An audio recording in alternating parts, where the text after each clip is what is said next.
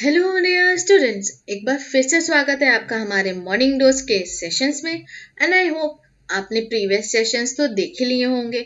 मैं रोज इतना बोलती जो हूँ, अगर नहीं देखे हैं तो जरूर जाके चेक करिएगा, क्योंकि आज का हमारा सेशन कल वाले सेशन के बाद का है। तो हो सकता है कि आपको थोड़ा मतलब कनेक्ट होने में दिक्कत हो, इसलिए आप प्रीवियस सेशन जरूर देखिए पहले। 5 मिनट का सेशन है, बहुत ज़्यादा आपको टाइम नहीं लगेगा। तो चलिए शुरू करते हैं आज का सेशन। तो आज के सेशन में हम डिस्कस करेंगे थ्योरी ऑफ स्पॉन्टेनियस जनरेशन। और कल हमने थेल्स, एनाक्सिमेंडर, जीनोफेन्स, एम्पीडोकस, इन सभी के काम, इन्होंने जो अलग अलग काम करे हैं वो सब डिस्कस कर लिए थे। आज हम डिस्कस करेंगे एपिक्यूरस के बारे में कि उन्होंने क्या दिया था इस थ्योरी में, कंट्रीब्यूशन उनका क्या था, और इसके साथ ही एरिस्टोटल और वैन हेलमोंट। इसने ये कहा था, इनकी थ्योरी लगभग एरिस्टोटल के सिमिलर ही है। इन्होंने ये कहा था कि जो अभी लाइफ फॉर्म्स हैं, वर्म्स हैं, इंसेक्ट्स हैं, या जो भी एनिमल हैं, वो सॉइल से बने हैं। अब वो सॉइल से कैसे बने हैं? सॉइल में जो भी मॉइस्चर प्रेजेंट होता है या जो गर्माहट होती है सनलाइट की वजह से, इन सब के बीच का जो इंटरेक्शन है या जो रिलेशनशिप है, उसकी वजह से नया ऑर्गेनिज्म बनता है। ये एपिक्यूरस ने कहा था। और सिमिलर कुछ एक्सपेरिमेंट या सिमिलर ऑब्जर्वेशन था एरिस्टोटल का। इनकी जो थ्योरी थी वो लगभग 2000 सालों तक एक्सेप्ट करी गई थी और लोग उसको सच मानते थे।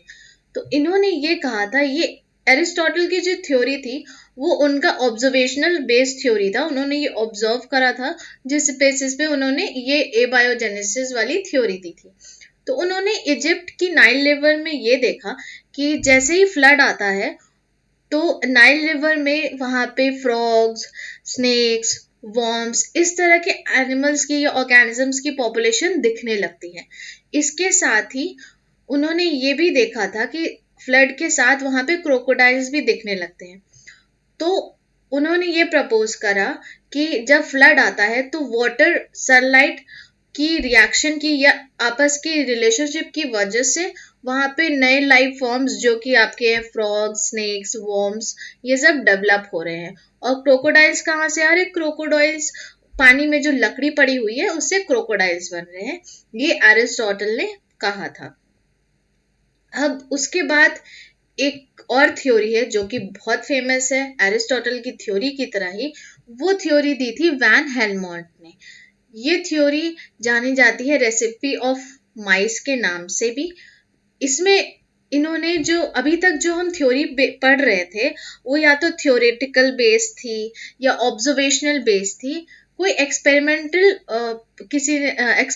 ऑब्जर्वेशन नहीं थी, किसी तरह का कोई एक्सपेरिमेंटल सेटअप नहीं रखा गया था। पर वैन हेलमोंट ने अपनी थ्योरी को प्रूव करने के लिए एक एक्सपेरिमेंटल सेटअप लगाया। और उस एक्सपेरिमेंटल सेटअप में उन्होंने कुछ डर्टी कपड़े लिए, गंदे कपड़े लिए, जो जो ह्यूमन स्वेट से गंदे थे, यानी कि यूज करे हुए कपड़े लिए।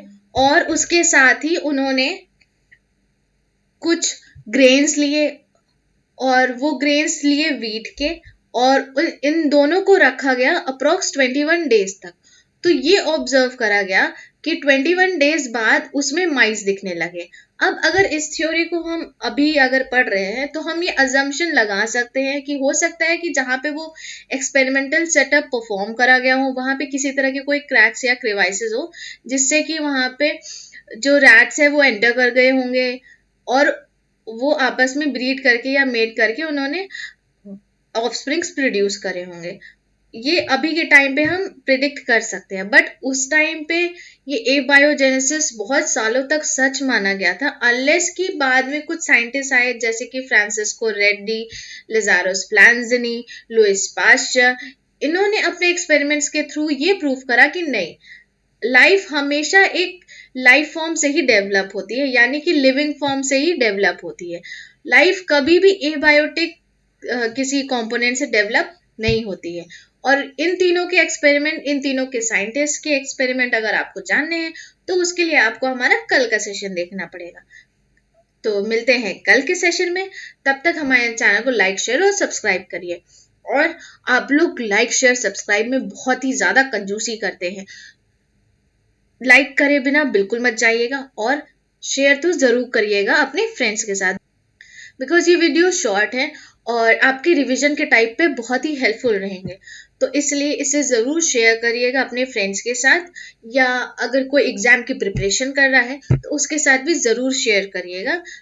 मिलते हैं कल के सेशन में। Take care, bye bye, thank you.